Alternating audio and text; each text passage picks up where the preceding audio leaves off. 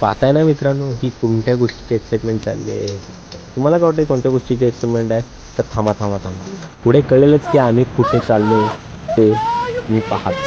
नमस्कार मित्रांनो, मी संकेत लिंग आहेत आणि तुमचं स्वागत आहे माझ्या नव्या ब्लॉगमध्ये. आणि पहाटेचे वाजले 4:30 आणि मी आणि माझे मित्र खूप वर्षापासून प्लॅन करत होतो पण ते कधी सक्सेसफुल झाले नाही. पण आज आमचा अचानक महिन्यात प्लॅन ठरला आहे आणि आम्ही आज कुठे जातोय माहिती आहे का तुम्हाला? गोव्याला. कुठे? गोव्याला. चला मग. तर आमची गोव्याची ट्रिप कशी राहते ते तुम्ही पुढे बघा. तर त्यासाठी माझा चॅनल सबस्क्राईब करून ठेवा जेणेकरून माझी प्रत्येक व्हिडिओ तुमच्यापर्यंत पोहोचेल. आम्ही आलो तर हातखंबा पेट्रोल पंपामध्ये पेट्रोल भरायला आणि हवा चेक केलेली इथे आणि थोडेसे फोटो व्हिडिओ शूट केलेला. आणि इथून आम्ही निघतो. बाजूलाच आमच्या एका टपरीवरती तिथे आम्ही अमृतलेचा चहा पितो.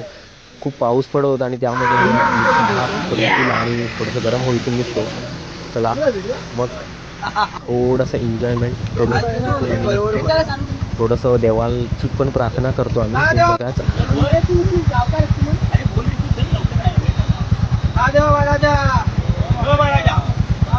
आम्ही गोव्याला चाललेले आहे. तसं सुखरूप नाही, काय चूक झाली असेल तर माफ कर. गाडीमध्ये बंद पड जाऊ नको. कसं जायचं तसं येऊ दे. एकामेकाने कोणाच्या अंगाला खर्च काय झालं नाही पाहिजे. ट्रिप देतोय मान्य करून घे.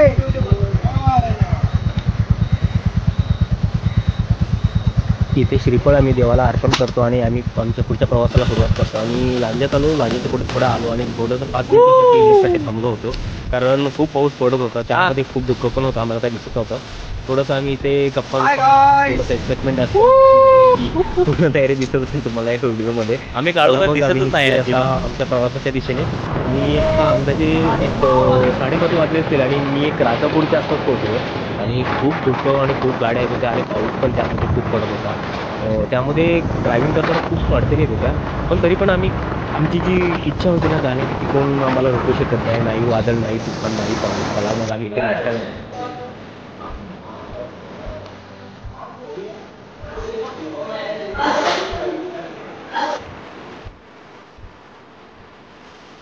नाश्ता करतो तिथून आणि निघतो. आणि तिथे मिसळपाव आणि पावभाजी घेतो.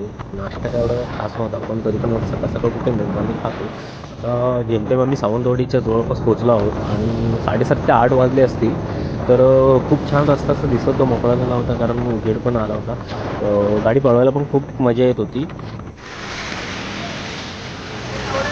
100 रुपयाचा रेट पण टाकून हे बघा पाठवून बघताय हे बघा.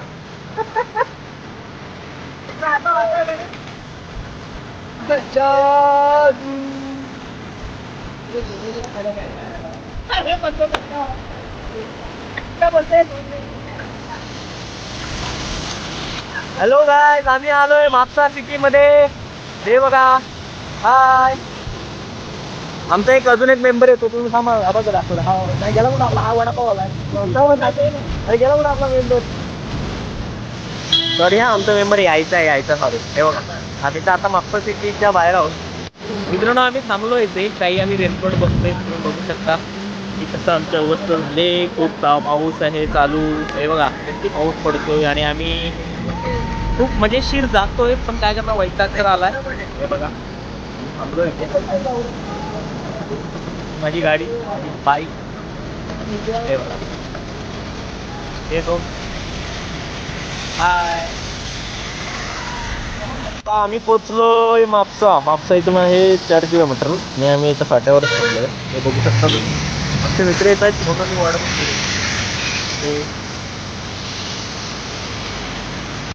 फायनली आम्ही आमच्या डेस्टिनेशनवर पोचलो आहे, ते म्हणजे कलंगूटला. सॉरी मित्रांनो, मधलं मी तुम्हाला गोव्यात एंटर केलं त्याच्यानंतरचं काही शूट करताना आलं कारण की खूप पाऊस होता, काही अडचण येत होत्या, त्यामुळे मला शूट करताना आलं.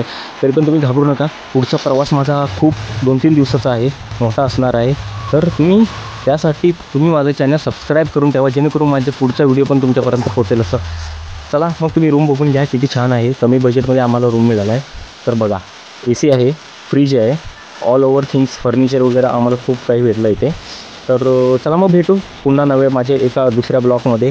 तो अजून दुसरा सेकंड डेचा मी टाकणार आहे, तो तुम्ही एक्सप्लोअर करा. Bye bye.